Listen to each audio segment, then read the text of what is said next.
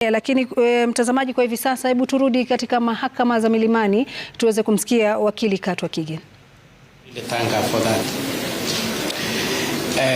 Speaking for ourselves, particularly for Jackie, we want to say that throughout the period her conscience has been clear and the evidence has never at any time suggested that she was implicated.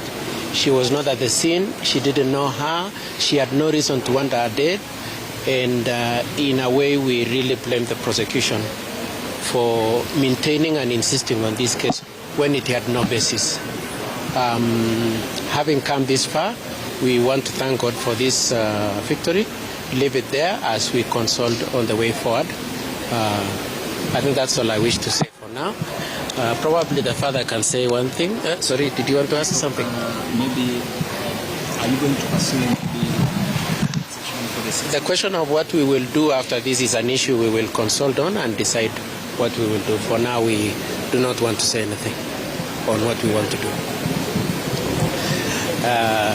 Yes, Hamjabo.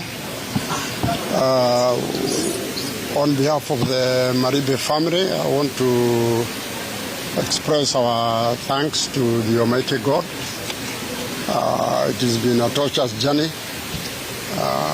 We have suffered both emotionally, financially, and everything else. But we thank God that He has come to this kind of an end. Like Wakili has said, we were never in doubt about the outcome because we assist of the facts of the case. And I would also want to thank our legal team led by Counsel Katwa here. Mr. Jogona, Tess is around, Mary, I don't know whether she's here. And they have done a wonderful job. We really pray God that they help them. We also want to help our friends who have kept praying with us all through those years, those who have stood with us. And we also to thank a section of the media, not all of you. Some of you have been quite hostile, but we understand. Others have been very supportive. But we say that God has been assigned, like we say in Gikuyu, tigagai ari mwena wito. Thank you very much. Ma'am, just say hi, probably. I don't know what to say. Because when matters come to where God has chosen us that we may be afflicted, there must be a bigger reason. And I want to say this from a point of view. Because many a times you don't understand what is happening and why it's happening. I'm a pastor. And for that reason, I have prayed.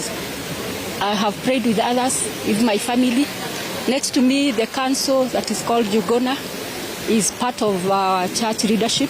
And I want to believe God that it has not just happened. The Lord has been involved in it. And in particular, I want to thank everyone that has stood with us. Let me say this, that even when the fire appears like it is almost melting our emotions, we have been encouraging ourselves in the Lord. And one more time, we want to believe. And I want particularly to address the press. Seek to know the truth. Seek to know the truth. Don't rush to say things that you have not researched about, so that when you report, all of us feel like what has been said is worth reading. I'm saying this because many a times we were in the courtroom and we would see messages of things that have been said. I want to believe that it did not cause us to feel like at the end we would be in a position to get what we needed. We have been supported, and one more time I'm saying this will give us a new beginning, a beginning to trust God, even for others that have suffered as we have suffered.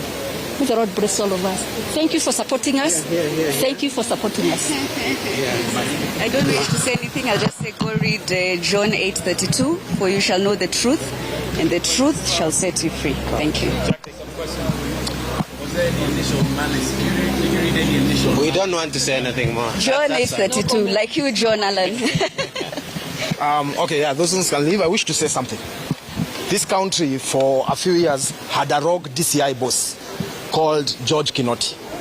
George Kinoti was behind the whole of this case, was behind the arrest.